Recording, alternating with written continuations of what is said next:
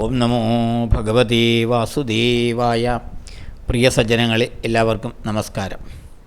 സത്സംഗവേദിയിൽ നമ്മൾ ശ്രീമദ് ഭഗവത്ഗീതയിലെ 9-ാം അധ്യായമായ രാജയോഗത്തിലെ 27 ശ്ലോകങ്ങളാണ് പൂർത്തിയാക്കിയത്. ഇനി നമുക്ക് 28-ാമത്തെ ശ്ലോകം നോക്കാം.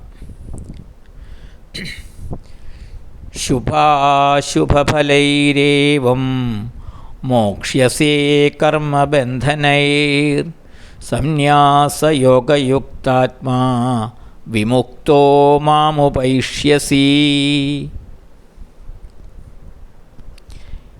ഏവം,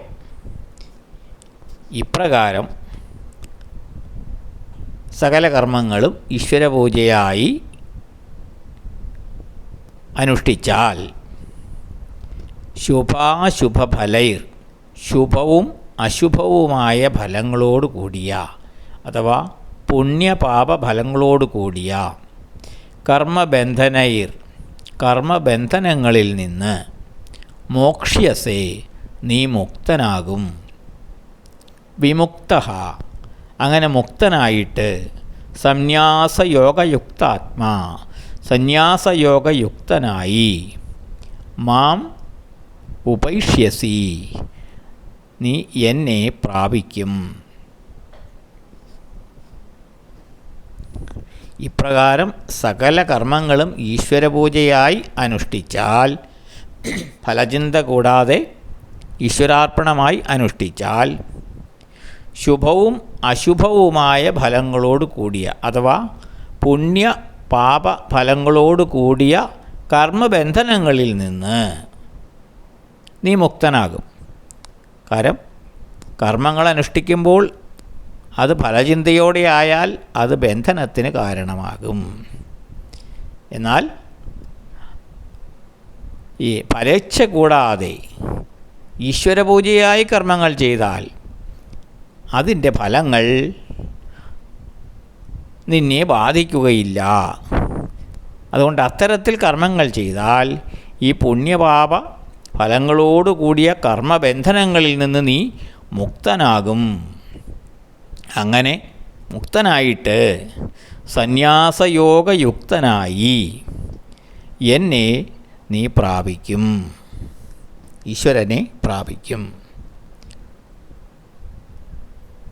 സകല കർമ്മങ്ങളും ഈശ്വരപൂജയായി അനുഷ്ഠിച്ചാൽ പുണ്യപാപ ഫലങ്ങളോടുകൂടിയ കർമ്മബന്ധനങ്ങളിൽ നിന്നും നീ മോചിതനാകും. അതായത് കർമ്മ ഫലങ്ങൾ നിന്നെ പിന്തുടരുകയില്ല.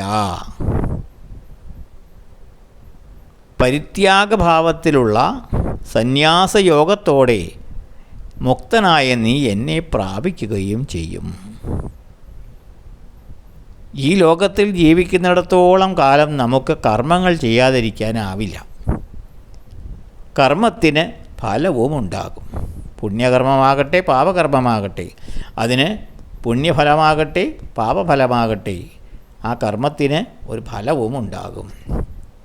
എന്നാൽ ഈ ചെയ്യുന്ന കർമ്മങ്ങൾ ഈശ്വര പൂജയാകുമ്പോൾ, എല്ലാം ഈശ്വരാർപ്പണമായി അനുഷ്ഠിക്കുമ്പോൾ ഈ കർമ്മഫലം അത്രയും ഭഗവാൻ അർപ്പിക്കുകയാണ്, ഭഗവാന് തന്നെ അർപ്പിക്കുകയാണ്. കർമ്മങ്ങളെല്ലാം ഈശ്വരപൂജയായി ചെയ്യുമ്പോൾ അതിൻ്റെ ഫലങ്ങളെല്ലാം ഭഗവാനിലേക്ക് തന്നെ അർപ്പിക്കപ്പെടുകയാണ്. അതിനാൽ കർമ്മഫലങ്ങൾ നമ്മെ ബന്ധിക്കുന്നില്ല, നമ്മെ പിന്തുടരുന്നില്ല. അതാണ് ത്യാഗഭാവം അഥവാ സന്യാസഭാവം. കർമ്മഫലത്യാഗമാണ് ശരിക്കും സന്യാസയോഗം എന്ന് പറയുന്നത്. കർമ്മങ്ങൾ ത്യജിക്കുകയല്ല, കർമ്മം ചെയ്യാതിരിക്കാനാവില്ല. പിന്നെയോ ആ കർമ്മങ്ങളിൽ നിന്നുളവാകുന്ന ഫലം ത്യജിക്കുക. അങ്ങനെ കർമ്മഫലത്യാഗമാണ് യഥാർത്ഥത്തിൽ സന്യാസം എന്ന് പറയുന്നത്. അതുവഴി ബന്ധമുക്തനായി, കർമ്മഫലങ്ങളിൽ നിന്ന് മുക്തനായി ഒരുവൻ ഈശ്വരനെ പ്രാപിക്കുന്നു. സ്വാർത്ഥലാഭ ചിന്തയാണ് കർമ്മബന്ധനത്തിന് കാരണമാകുന്നത്. ഓരോ കർമ്മങ്ങളും ചെയ്യുമ്പോൾ അതിൽ നിന്നും ഇന്ന ഇന്ന ഫലങ്ങൾ ലഭിക്കണം എന്ന് ചിന്തിച്ചുകൊണ്ട് ചെയ്യുമ്പോഴാണത് സ്വാർത്ഥ ലാഭചിന്ത വരുന്നത്. അത്തരത്തിലുള്ള കർമ്മങ്ങൾ, ആ ചിന്തയോടുകൂടി ചെയ്യുന്ന കർമ്മങ്ങൾ കർമ്മബന്ധനത്തിന് കാരണമാകും. അതിൻ്റെ ഫലങ്ങൾ നമ്മെ പിന്തുടരും. എന്നാൽ നിസ്വാർത്ഥമായി ഈശ്വരപൂജയായി ചെയ്യുന്ന കർമ്മങ്ങൾ നമുക്ക് ബന്ധനത്തിന് കാരണമാവില്ല. അതിൻ്റെ ഫലങ്ങൾ നമ്മെ പിന്തുടരുകയില്ല. അതുകൊണ്ട് ഫലേച്ഛ വെടിഞ്ഞ്, ഫലചിന്ത വെടിഞ്ഞ്, ഭഗവത് അർപ്പണ ബുദ്ധിയോടുകൂടി കർമ്മങ്ങൾ അനുഷ്ഠിക്കുന്നവൻ ഭഗവത് പ്രാപ്തിക്ക് അർഹനായിത്തീരും. നീയും അപ്രകാരം ചെയ്യൂ അർജുന. അങ്ങനെ ചെയ്താൽ നീ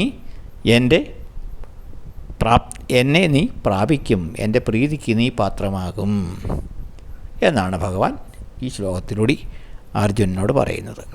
അടുത്ത ശ്ലോകം നമുക്ക് അടുത്ത ദിവസം നോക്കാം. എല്ലാവർക്കും നന്ദി, നമസ്കാരം. ഓം നമോ ഭഗവതീ വാസുദേവായ.